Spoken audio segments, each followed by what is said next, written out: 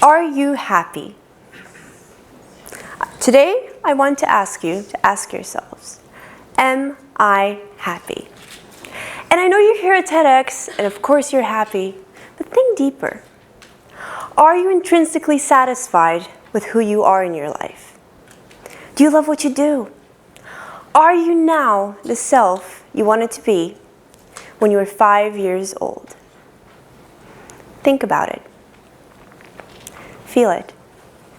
If I was asked the same question a year ago, I would have lied. To the one asking, I probably said no. But honestly, deep inside, I knew that I was happy. Growing up, I had the belief that I had to be a part of a social group. I had to belong in one of those groups of people that like to be with each other. You know, they're all over the movies, all over TV shows. People that like to be at parties all the time. And everyone seemed to be like that, and I felt alone because my perfect pastime was sitting at home reading a book or watching a movie or playing a video game. And it was weird because all my high school class really liked to do that, and I felt alone. I wanted to fit in, so I broke myself down into pieces and went somewhere where I didn't feel comfortable. Hanging out with those people made me feel embarrassing, made me feel more lonely than ever. I was putting myself on the back, stepping further away from them, and listening to their beautiful conversations about life and what happened with other people and the last party last week, which was awesome, but I couldn't connect. I didn't feel like I was in the right place, but I was desperately shoving myself right there into it. To paint a better picture of who I was in high school, I was the lonely kid, the one on the back that spends all the time drawing and writing satire about his annoying classmates and sleeping. And it was fun. It was the best time of my life. But something made me believe that it wasn't. I should be doing more. Whenever we look around ourselves, we are surrounded by people partying and drinking and going out. And to some of us, that's okay. But to the other part, the part that is a bit more sensitive, a bit more inside ourselves, it's confusing. Because while society wants me to go out on Friday nights, I really want to stay in. And there's no problem with that, except that people who are seen alone are often judged. The kid alone is the lonely kid, the kid that doesn't have any friends, the one that hardly ever manages to actually do things for itself. In all movies, the kid is finally happy when it becomes friends with the mean girls or forms its own clique of people. But that doesn't always happen in real life. Some of us are meant to be alone. And it's not bad. When you see the word alone, it sounds lonely, but it shouldn't be. When I first came here, I saw an opportunity. I've always wanted to be an actress, and this was my stage. I started to shape a personality. The person that I've always wanted to be throughout my entire life was right here in the palms of my hands. I lied to people. I told them that I was someone else, that I came from a totally different past, and I'm totally someone different. I went to all those high school parties. I was friends with all those cool friends that I didn't feel like being friends with. And it felt good to be accepted. Because when you tell someone that you come from a history of going out and meeting people and having a lot of fun in the conventional way, they like you.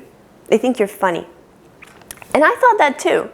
It gave me confidence to really be myself in front of people, even though where being myself came is a lie that just made me feel more comfortable. But it was tiring. It was extremely, extremely tiring to keep up the charade. Soon I realized that that wasn't who I was supposed to be. I was meant to be someone different.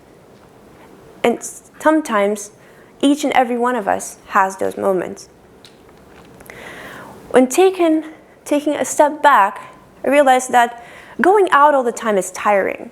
It's exhausting. Drinking all that alcohol could really, really be bad for your body.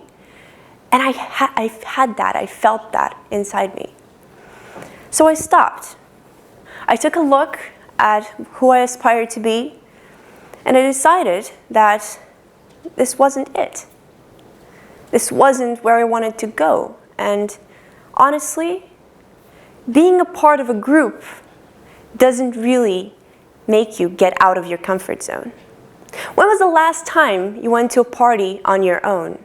When was the last time you spent a day completely by yourself, hiking in the forest or going to the beach? Doing something with yourself that made you introspect, that made you feel alive. I hadn't had that, but when I first did, I was surprised at how amazing it is and how much fun it could be. But change isn't easy. Stripping that mindset of being a part of a group and conforming to the expectations of society was just the beginning. Everywhere I went, I was surrounded by people who aspired to be with other people. Some of them might have been scared and some of them felt more comfortable. I don't know. But it felt bad to be the odd one out. The one who's standing on his own in a park while everyone else is laughing and barbecuing. But that's the thing. It doesn't have to be like that. Changing, I decided to strip away everything that made me feel worse. Everything that made me look to other people and consider that they'll be having more fun. Spending a lot of time by myself, meditating and reading books about personal growth and really seeing into what I want to do in my future and how that could be built up step by step by step, I started to really look into who I want to become. The truth is, as I said, change isn't easy. Every one of us has those little addictions that helps him numb the pain. I had those too. And every time I tried to step out of my comfort zone, those addictions came back pulling in and confining me, and I felt scared. If I let go of that, I don't know what would have happened. But then I did. And it felt like heaven. I had grown wings. Once I tackled with my addictions, the truth is that I felt amazing. If you have the power to get yourself away from that one thing that is holding you back from being who you truly should be, you will know that it's amazing. You could be whoever you want to be. Whatever you aspire to do is right in the palm of your hands as long as you believe it. But first, you have to step out of your comfort zone. That's what I did. 8 months into it, I can tell you it feels great. It's amazing that now I'm standing here in front of you today talking this TED Talk that I dreamt of doing about a year ago. It's stepping out of my comfort zone, and I can tell you that I haven't prepared a lot, but it's amazing to be able to improvise and to really spread my wings and change and go beyond borders towards where I want to be in my life. Because every one of us is unique, and every one of us can go wherever he wants to go, no matter what is holding him back. And me being here is the proof of exactly that. Thank you.